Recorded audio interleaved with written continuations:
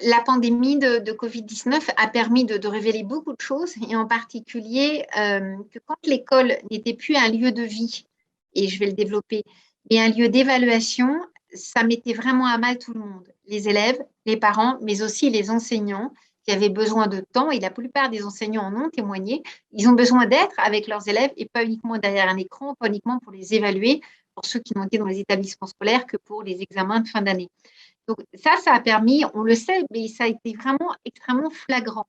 L'école, c'est un lieu de vie qui permet aux enfants d'expérimenter, d'apprendre bien sûr, et d'expérimenter la relation à l'autre, à eux-mêmes, aux camarades, à des adultes, à des enfants plus grands, des enfants plus petits. C'est un lieu de socialisation. Et quand l'école n'est plus ce lieu-là, et la pandémie avec le confinement l'a montré parce que les enfants étaient à la maison, on voit bien que si elle n'est qu'une transmission de savoir, il manque quelque chose de considérable au développement de l'enfant. C'est-à-dire que toute la dimension psychosociale, l'affect, le développement de l'empathie, apprendre à être vis-à-vis de soi-même, à être avec les autres, ça ne s'apprend pas derrière un écran, ça s'apprend dans la rencontre. Et s'il n'y a pas cette rencontre-là, ça devient très compliqué parce qu'à la maison, les parents font ce qu'ils peuvent, certains font le minimum, d'autres font beaucoup, donc il y a une grande inégalité. Et l'école est un lieu habituellement où tous les enfants se retrouvent et qu'ils aient la chance ou la malchance d'avoir des parents présents ou assez absents.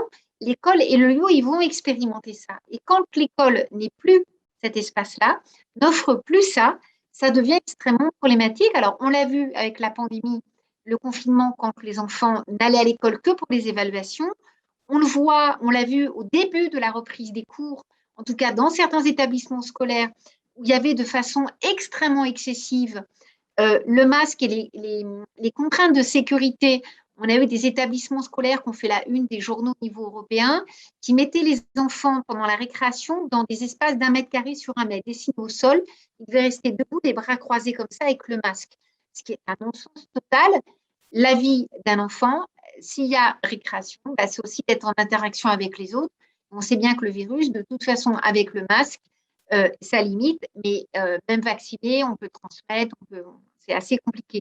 Donc, quand l'école n'est plus un lieu de vie relationnel, on voit que ça a un impact sur l'anxiété des enfants, l'anxiété des professionnels, des professeurs, des surveillants, des autres professionnels et des parents, parce qu'il n'y a plus ce contact intersubjectif, il n'y a plus ce contact avec l'autre. L'être humain, c'est un être d'altérité. Il existe avec l'autre. Seul, psychiquement, il meurt. Donc, quand l'école n'est que un espace de savoir, transmission, évaluation, quand il n'y a plus le côté relationnel, bah, psychiquement, ça détruit l'enfant, ça détruit l'adulte, et on en voit les conséquences aujourd'hui avec la pandémie et le premier confinement.